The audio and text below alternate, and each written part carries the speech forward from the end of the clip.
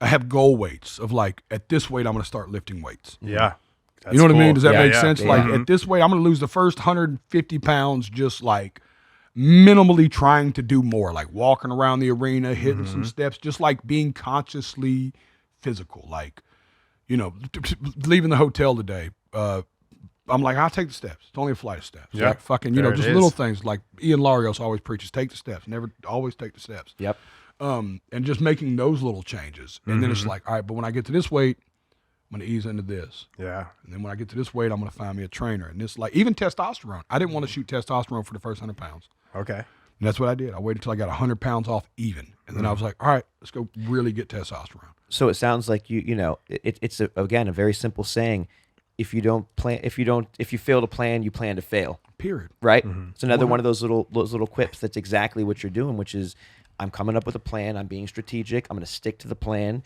And, you know, I'm just going to take my time and believe in the process. 100%. And even on weeks where we hit a couple of weeks where we wasn't getting nothing done. And I was like, I started to find that, I hear that little devil like, yo, it ain't working. And then Ian comes to me, he's like, man, it's a hormonal shift. You're on testosterone now. Your body's immediately going to hold water. Don't know what's going on. Just like, I bet you dump 15 pounds of water in the next week or two. And I was like, no way. And I could tell by my ankles I was holding a little water, you know. And sure enough, 2 weeks later, we get on our scale for our regular weigh-in. It was fucking a blowout. You're just like, just breathe, baby. Just breathe. Yeah. You know what I mean? It takes time, slow and steady. He's like, sometimes you might think you gained 3 pounds this week because you had 7 flights and ate sushi by scratch twice. He's like, you didn't gain any weight. You just ate more salt than you're used to eating and you flew. Holding on that water. You know what I mean? Yep. He's like, trust me, dog. Get a couple of good nights sleep. When you wake up and piss 3 or 4 times in the night, just like you can't stop pissing. He's like, get rid of all that shit. For sure. So it's been, man, this has been healthy for me to talk about this, by the way. Hell yeah. I don't think y'all know. I didn't come here expecting to like be able to vent about, this is like, I don't talk about this subject. And I don't think, that's the thing is like most of the, it's a shameful subject. It's hard to talk about. I feel safe. I'm with my friend. So. It is. And the thing is like the reason we wanted to start this podcast was because there are a lot of podcasts out there, right? Obviously. But the thing that we didn't really find a lot of, there is some, but it's like, it'll be like, you want to make $1 million, get in a nice bath, you know, but we wanted to talk to people about the shameful things, you know what I mean? And actually have people here who like, not only are we asking them to be vulnerable, but we're going to be vulnerable, right? You know, because I mean, he's at the top of his fucking field. You are clearly at the top of your field.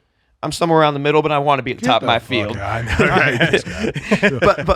but like, as you know, when you know this is pretty selfish for us because you know when you start surrounding yourself with very successful people, you start to get inspired and you start to find more and more success. And so, I feel like we can all just sit here and glad hand and say nice things, or we can all have like an actual boys conversation where it's like, yo, dude, this was really hard for me. Like, how did you do this? You know what I mean? Like, I've been moved by and I'm inspired by, and I've learned a lot of things like that you've, you know, brought to us and so like, I think that like, this is just, you know, thank you for being here. I mean, this is fucking awesome.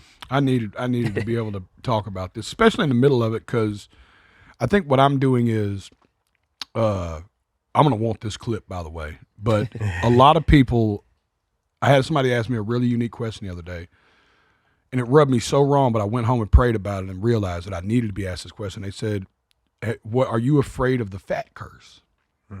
So what's the fat curse? They said, well, every time somebody's lost a large amount of weight, their career suffered. And I thought about it, and I kind of got a little mad. I was like, no, I'm not worried about no fucking curse. I went home, and I thought about it, and then, of course, I got worried about the curse, right? And I started worrying, because that's how that works. Got in your head. Yeah, I got in my head. I was like, worried about the fat curse. And then I could almost hear the clearest voice I've heard in a while in my head go, you've been successful in spite of, not because of. Yep. For sure. Yep. Dog. Yeah.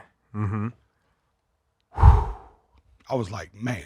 But the ability to look at it that way. Yeah, like, whoa, like, yeah. So then I thought about, like, am I worried about a fucking fat curse? Like, dog, I have managed to be this successful carrying an unnecessary 350 pounds. Yeah. A whole nother 2 fucking knees almost. Yeah, You know what I for sure. mean? Like Yeah. carrying them. Like you think On I'm each gonna, shoulder. and Bop, you bop. think anything about me losing this weight is gonna be a curse? Fuck you. Yeah. I did this in spite of being overweight.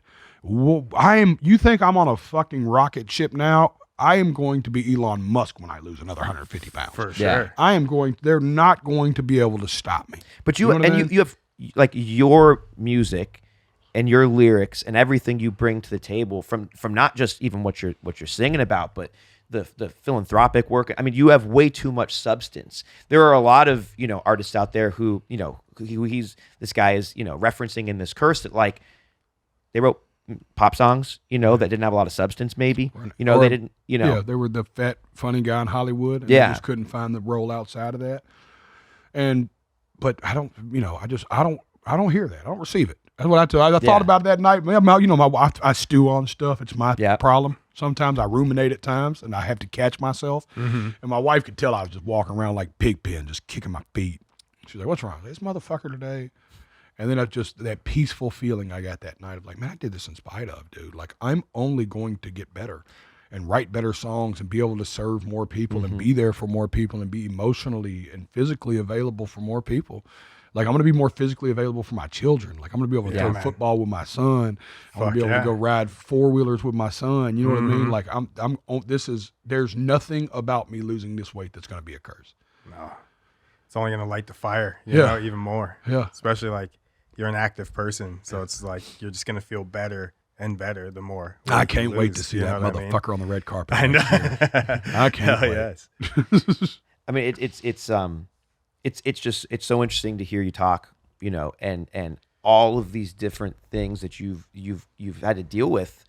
It seems like the solution is just the mindset. Yeah. It's the way to look at it. Somebody, hits you with that curse, and it's like, it's bothering you, and then you're able to look at it as it happened for me, not it happened to me. You know what I mean? Man, that's just a perspective shift.